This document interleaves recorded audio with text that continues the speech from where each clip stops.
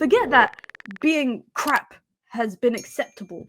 The losses have been normalized.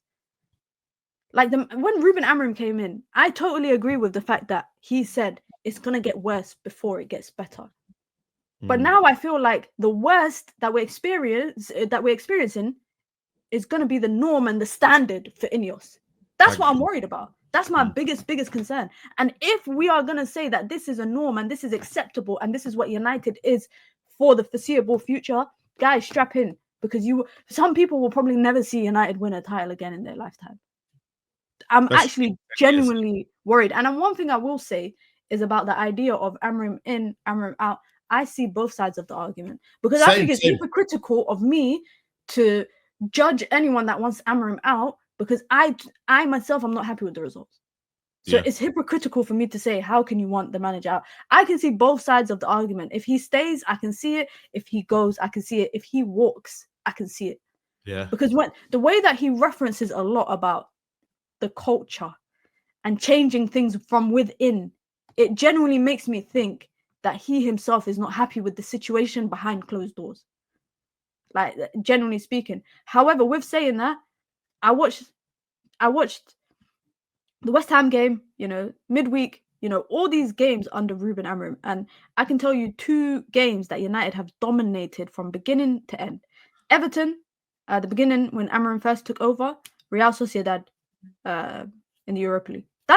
If we're talking about 90 minutes dominance where United maybe Arsenal. Come on, Arsenal. Yeah.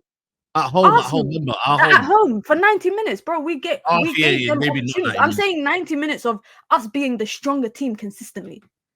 Yeah. I haven't seen that. I've seen it twice this season. That's fair. I've only seen it twice.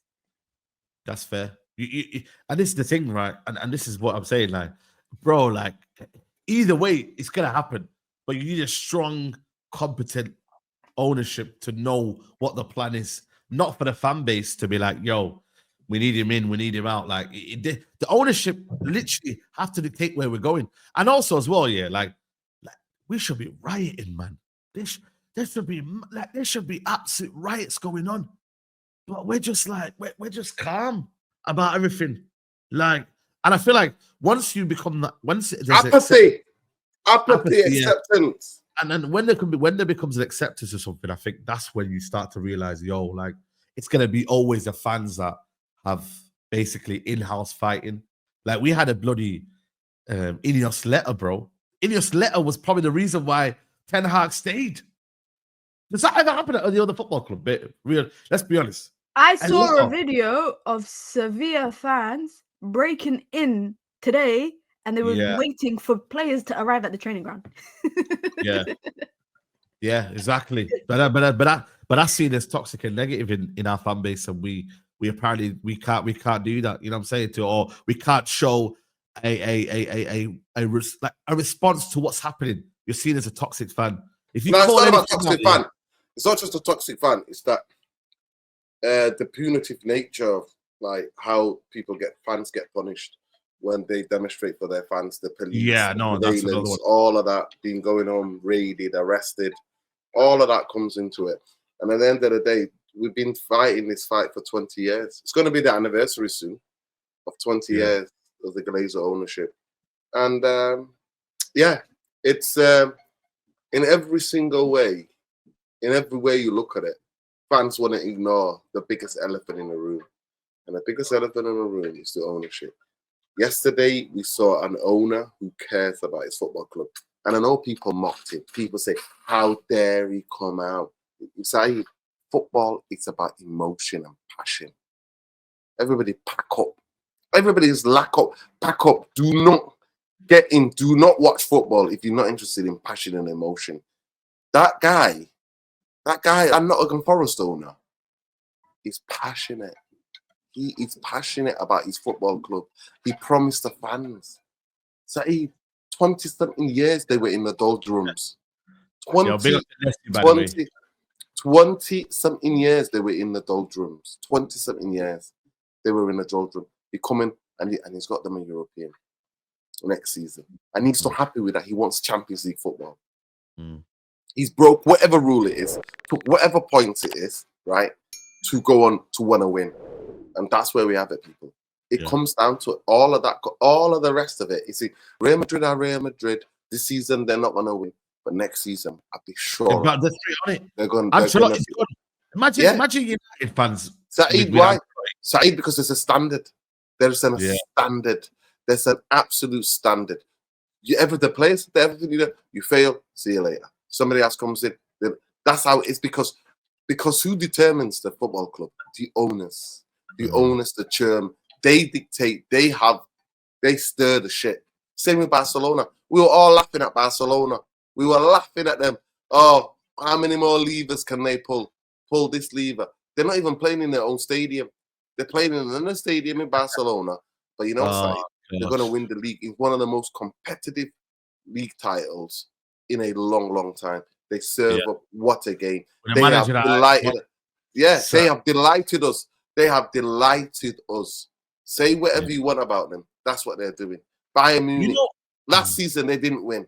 This season, week in, week out. Bread and butter.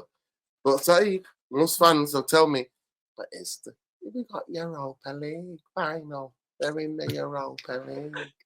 Don't worry. Like that. So, and the biggest thing I always ask me now, I ask people, what's going to change in 3 months? Season starts again in 3-4 months. That's why he's stressed out. What's going to change? You know Nuruddin. What's going to change? I think that's why Nuruddin yesterday and Minna, he looked like a man that realized, shit, this is a lot to do. I think yesterday was probably the moment you realize what you got to do and what currently the mess is. And he might say, yo, listen, he said it every week, yo, Europa League is what matters. League, I'm going to play kids. When we see the kids play, we've already seen them. Only Amas and my man Fredrickson play. We haven't seen the kids play. We haven't seen Kone and all these kids play. We haven't. We have seen the regulars playing. So I think for me, he's confused. He's a man that my worry is the fact that is that he's very, very emotionally. What's the word, man? He's a young manager. Don't get me wrong, but I feel like the job's getting to him now. You get me? Before, he never expected it. They promised him something different. They lied to him. I'm looking beyond that, Nuruddin. I'm looking beyond. Listen to what I've said to you. He's a young coach. He's only been a coach. He's only not retired maybe in the last. He hasn't got that experience. And to come into this situation where Ineos and Glazers have done that amount of damage to the football club, and for him, and he knew himself. That's why he was like, I know I wanted to come at the end of the season. I wanted to come at the end of the season. No, but also there is. Now the shit hit the fan. He's realizing that's why he's talking about. He might walk away. He's realizing. He's realizing. Yeah. But what I'm saying is that sometimes a job can be too big for you, though.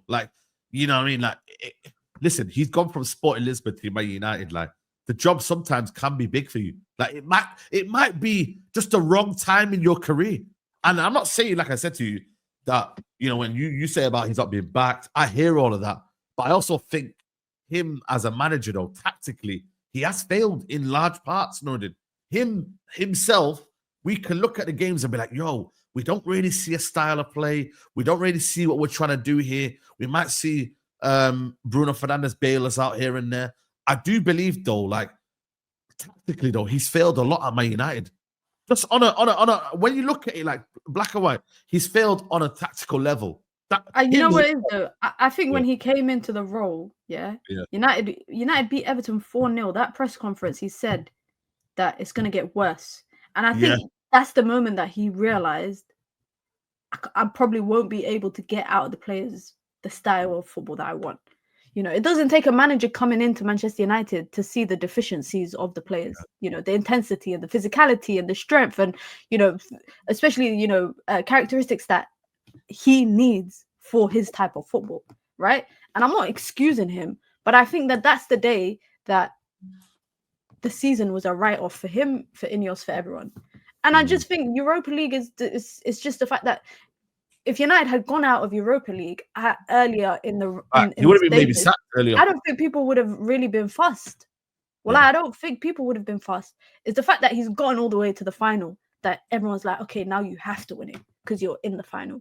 But I genuinely think from that day of him saying that he would rather suffer now for the next 7 or so months and then next season be in a better place. The funny thing is there's no guarantee that next season you're going to be here. So you just suffered for no reason.